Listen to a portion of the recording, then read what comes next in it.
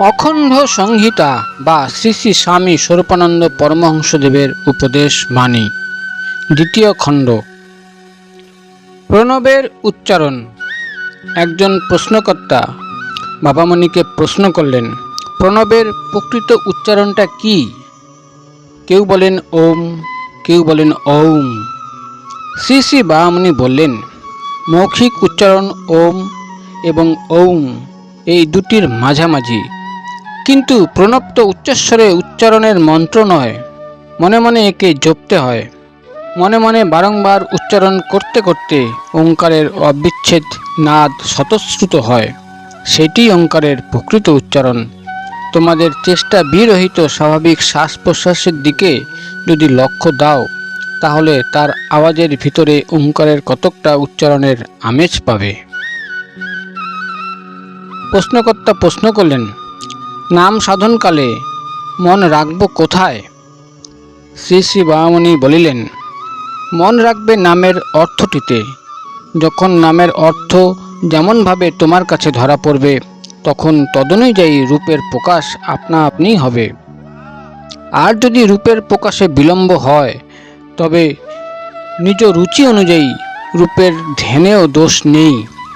কালী, কৃষ্ণ, শিব, দুর্গা, যিশু, বুদ্ধ, যাকে ইচ্ছা ধ্যান করো, তবে চোখের দৃষ্টি দেবে ভূমধ্যে। সাধন করতে হলে আগে দেহ ঠিক করে নিতে হয়। একটা উৎকৃষ্ট আসন করে সরল মেরুদণ্ডে বসবার অভ্যাস আগেই করে নেবে। মন যাতে সহজেই ভ্রূমধ্যে সে স্থির হতে পারে, তার জন্য ক্রমাগত অভ্যাস করবে। প্রশ্নকর্তা প্রশ্ন করলেন, একই সময়ে নামের অর্থে ও ভ্রূ মধ্যে মন রাখা কষ্টকর। শ্রী শ্রী বাবামণি বললেন, তার জন্য আগে মনকে ভ্রূ মধ্যে রাখবার জন্য একটু চেষ্টা করে নেবে। যখন দেখবে মন ভ্রূ মধ্যেই থেকে তার কল্পনা জাল সৃষ্টি করছে, তখন কল্পনার স্থানে নামকে স্থাপন করবে। তাহলে আর কষ্টবোধ হবে না। দুদিন অভ্যাস করলেই দেখবে সব ঠিক হয়ে গেছে। প্রশ্নকর্তা প্রশ্ন করলেন, প্রণব জপের প্রণালী কি? মালায় জপ করব না করে জপ করব? বাবামণি বললেন, প্রণব হচ্ছেন স্বপ্রকাশ স্বতঃস্ফূর্ত অকাল্পনিক মন্ত্র, তাই তার জপের প্রণালীও নিতান্তই স্বাভাবিক। মালায় জপ করো, ভালো কথা। করে জপ করো, তাও আচ্ছা, কিন্তু শ্বাস প্রশ্বাসের জপ তার শ্রেষ্ঠ প্রণালী। শ্বাস প্রশ্বাস নিয়েই জন্মেছ। যতক্ষণ জীবিত থাকবে, এই শ্বাস প্রশ্বাস তোমার নিত্য সঙ্গী হয়েই থাকবে। সেই শ্বাস প্রশ্বাসের সঙ্গে প্রণব জপই শ্রেষ্ঠ জপ। প্রশ্নকর্তা প্রশ্ন করলেন, শ্বাস প্রশ্বাসে জপ করার সময়ে মন কি শ্বাসে আর প্রশ্বাসে রাখবো না ভ্রূ মধ্যে রাখবো? একসঙ্গে দুটি স্থানে রাখতে গেলে যে ভীষণ অস্বাচ্ছন্দ্য বোধ হয়। বাবামণি উত্তরে বললেন, শ্বাস প্রশ্বাস হচ্ছে প্রাণের স্পন্দন, ভ্রূ মধ্যে হচ্ছে উপলব্ধি রাজ্যের সিংহদ্বার। প্রাণের স্পন্দনে নামকে যুক্ত করে শ্বাস ও প্রশ্বাসকে নিজের গতিতে স্বচ্ছন্দে চলতে দাও। মাত্র এতটুকু লক্ষ্যই তখন তোমার থাকা প্রয়োজন যে একটি শ্বাস বা একটি প্রশ্বাসও যেন নামের বীজ বপন ছাড়া না আসে, না যায়। শ্বাস প্রশ্বাস সম্পর্কে তোমার দায়িত্ব এইটুকুই, কিন্তু ভ্রূমধ্যে হচ্ছে তোমার অনুভূতি রাজ্যের সদর দরজা। মন এখানে থাকলে অনন্ত জ্ঞান শান্ত মানবের সামর্থ্য অনুযায়ী হয়ে নিজেকে প্রকাশ করে ধরে। বড়শিতে টোপ দিয়ে জলে ফেলেছ, এর নাম শ্বাস প্রশ্বাসের নাম জপ। মাছ ধরল কিনা তার জন্য ফাতনার দিকে তাকিয়ে আছো, এর নাম ভ্রূ মধ্যে লক্ষ্য দেওয়া। ফাতনা থেকে মন অন্যদিকে চলে গেলে যদি মাছ পালিয়ে যায়?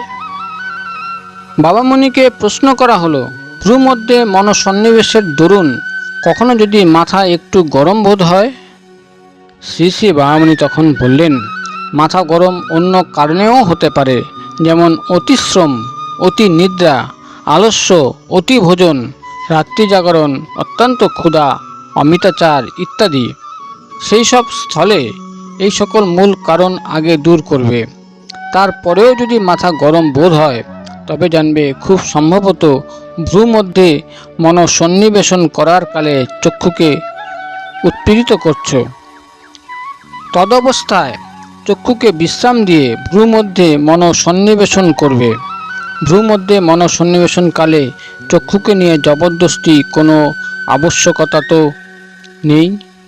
অভিলষিত ধ্যান ভ্রু মধ্যে করলেই মন ভ্রু মধ্যে যায়। সে কার্য চক্ষু নিরপেক্ষ হয়েই করবে। এত সব করার পরেও যদি দেখো মাথা যেন একটু গরম গরম বোধ হচ্ছে, তাহলে ধ্যানের কেন্দ্র ভ্রুর মধ্য থেকে কয়েকদিনের জন্য সরিয়ে নেবে বক্ষে। আর গ্রীবার পশ্চাৎভাগের সূক্ষ্ম শিরা উপশিরা সমূহের সবলতা সাধনের জন্য 2 বেলা নিয়মিত লঘু মহামুদ্রা অভ্যাস করবে। প্রশ্নকর্তা প্রশ্ন করলেন, নাম জপ করতে হবে কতবার? শ্রী শ্রী বাবামণি বলেন, এর আর সীমা সংখ্যা নেই। যতক্ষণ না চিত্ত স্থির হচ্ছে ততক্ষণ নাম করতে হবে। সংকল্প নিয়েই বসবে যে বাহ্যজ্ঞান রহিত না হওয়া পর্যন্ত নাম জপ ছাড়া হবে না। পেট না ভরতে কেউ কি ভাতের থালা ছেড়ে উঠে? প্রশ্নকর্তা তখন প্রশ্ন করলেন, জপ করতে বসলেই ঘুম এসে যায় যে? শ্রী শ্রী বাবামণি বললেন, তা আসুক, ওই নিদ্রাও প্রথম সময়ে লাভেরই কথা, ক্ষতির কথা নয়। নাম করতে করতে কখনো দেখবে একটা নেশার ভাব আসছে, কখনো বা তন্দার ভাব আসছে, কখনো বা মোহের ভাব, কখনো বা স্বপ্ন দর্শন হচ্ছে। এইগুলিকে কাজের সহায় বা বিঘ্ন বলে মনে করো না। এইগুলি হলে বুঝবে কিছু কাজ হচ্ছে এইমাত্র। কিন্তু সব কাজ তো হচ্ছে না, সব কাজ হবে ভগবত দর্শন হলে। তাই এসব সত্ত্বেও শুধু অগ্রসর হতেই চেষ্টা করবে। অমনি নাম জপ করার চাইতে নেশার ভাব নিয়ে জপ করা ভালো। কিন্তু এই নেশাটার ভিতর দিয়ে নেশাহীন ভাবের ভিতরে পৌঁছতে হবে। চতুর্দিকের সহস্র গোলমালের মধ্যে বিক্ষিপ্ত চিত্ত নিয়ে এক ধার থেকে জপ করে যাওয়ার চাইতে তন্দার ভাব আসা ভালো। কিন্তু এই তন্দাকে ভেদ করে অতন্দ্রিত অবস্থায় গিয়ে পৌঁছানো চাই। নাম জপ করতে করতে মোহ এলো, তাতে দোষ নেই, কেননা এই সাময়িক মোহটা নামকেও যেমন ভুলাচ্ছে, বাইরের জগতের বিশৃঙ্খল চিন্তাগুলিকেও তেমন ভুলাচ্ছে। কিন্তু এই মোহের ভিতর দিয়ে বিগত মোহ অবস্থায় গিয়ে পৌঁছানো চাই। স্বপ্ন দর্শন হচ্ছে হোক, চোখ বুঝে অন্ধকার দেখার চাইতে স্বপ্ন দর্শন ভালো। কিন্তু স্বপ্ন দর্শনের মধ্য দিয়ে সত্য দর্শনে গিয়ে পৌঁছানো চাই। নাম করতে করতে নিদ্রা এসেছে, কিন্তু নাম ছেড়ো না। মোহ এসেছে, কিন্তু নাম ভুলো না। নানা রকম দর্শন আদি হচ্ছে, কিন্তু নামটিতেই মনপ্রাণ নিবদ্ধ করে রেখো। তন্দ্রা বা মোহ দেখে হতাশ হয়ে যারা যায় তারা পরিচয় দেয় দুর্বলতার, আর যারা স্বপ্নাদি দর্শনে পুলকিত হয়ে সাধন ছেড়ে দেয় তারা পরিচয় দেয় মূর্খতার। প্রশ্নকর্তা প্রশ্ন করলেন, কিন্তু আলস্য এসে যায় যে? শ্রী শ্রী বাবামণি বলিলেন, আলস্য এলে খুব কয়েকবার লঘু মহামুদ্রা করে নেবে, তারপরে পুনরায় নাম সাধন করতে থাকবে। সাধন করতে বসে মনের সঙ্গে তোমাকে প্রতিনিয়ত কঠোর সংগ্রাম করতে হবে। সংগ্রামে জয়ী হবেই, এই সুকঠোর সংকল্প নিয়ে নাম জপে বসবে। মনের দুরন্তপনার কাছে পরাজয় স্বীকার করবে না, এই জিদ রাখতে হবে একেবারে সদা জাগ্রত। আলস্য এলেই বলবে, রে দুষ্ট দুরম্পসর, মনে রাখবে আলস্যের মতো শত্রু নাই, আলস্যর মতো বিপদ নাই। দ্বিপ্রহরে একটি যুবকের সহিত শ্রী শ্রী বাবামণির কতকগুলি বিষয়ের উপর সুবিস্তারিত আলোচনা হইল। যুবকটি জিজ্ঞাসা করিলেন, স্ত্রী সঙ্গমের প্রলোভন দমন করিবার উপায় কি? শ্রী শ্রী বাবামণি বলিলেন, স্ত্রী সঙ্গমের লিপ্সা ব্যাপারটা দ্বিবিধ। এই লিপ্সার কতকটা দৈহিক, কতকটা মানসিক।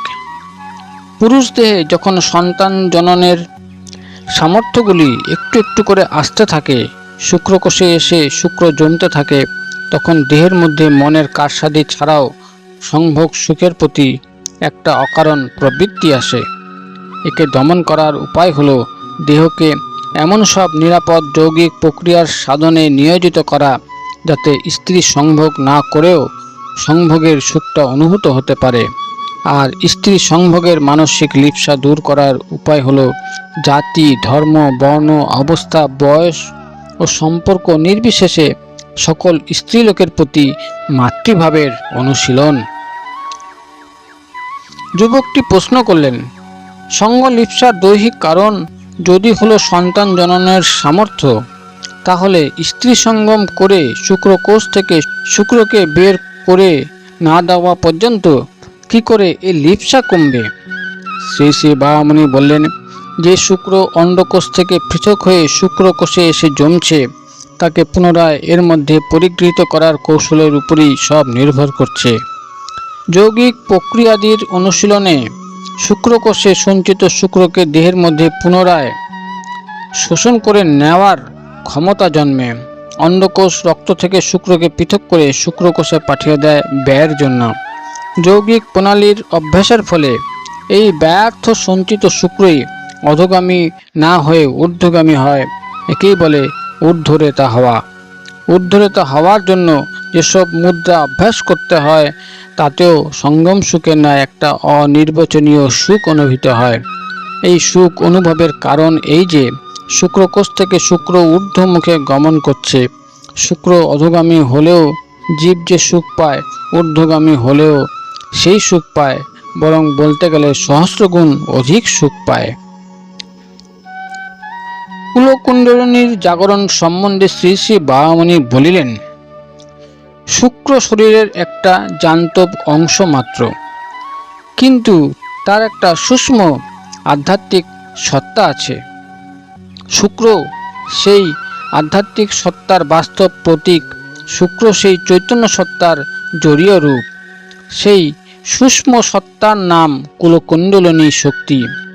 এই শক্তি স্ত্রী দেহে পুরুষ দেহে সমভাবে ক্রিয়ামানা। যে যৌগিক কৌশলে পুরুষ দেহে শুক্রের ঊর্ধ্বগমন ঘটে, সেই যৌগিক কৌশলেই নারী দেহ কুলকুণ্ডলিনীর ঊর্ধ্বগমন হয়। যদিও নারী দেহ আর পুরুষ দেহের গঠনগত পার্থক্যের দরুন নারী শক্তির সত্তা শুক্রের জড়ীয় রূপ ধারণ করে না, ওজশক্তি উভয়েরই এক এবং তাহারই ঊর্ধ্বগমন সর্বদেহ মনে বিপুল আনন্দ উচ্ছল অনুভূতি জাগিয়ে দেয়। তারই নাম কুলকুণ্ডলিনীর জাগরণ। আর এই জাগরণ যার ঘটে, পুরুষ হলে তার স্ত্রী সঙ্গের আসক্তি লোপ পায়, স্ত্রীলোক হলে তার পুরুষ সংসর্গের লোলুপতা নাশ পায়। সে কামমোহর অতীত হয়, সে জিতেন্দ্রিয় হয়, শিব হয়। যুবকটি বাবামণিকে প্রশ্ন করলেন, মাঝে মাঝে স্ত্রী সঙ্গম না করলে নাকি শরীর খারাপ হয়ে যায়? শ্রী শ্রী বাবামণি বললেন, এসব হচ্ছে লেজ কাটা শিয়ালের কথা। যারা নিজেরা ইন্দ্রিয়ে আসক্ত তারা দল বাড়াবার জন্যই এইসব কথা বলে বেড়ায়। এসব মতামতের আধ পয়সাও দাম নেই। শুনুনি, একদল লোক বলে বেড়ায় হরিতকি খেলে পুরুষত্ব হানি হয়, অথচ আয়ুর্বেদ খুলে দেখো, হরিতকির মতো এমন হিতকর এমন উপকারী জিনিস আর কিছু নেই। দেখনি, যারা মাংসাশী তারা নিরামিষ আহারকেই ভারতের পরাধীনতার কারণ বলে গাল দেয়, অথচ ইতিহাস পড়ে দেখো নিরামিষের সঙ্গে পরাধীনতার কোনো সম্পর্কই নেই।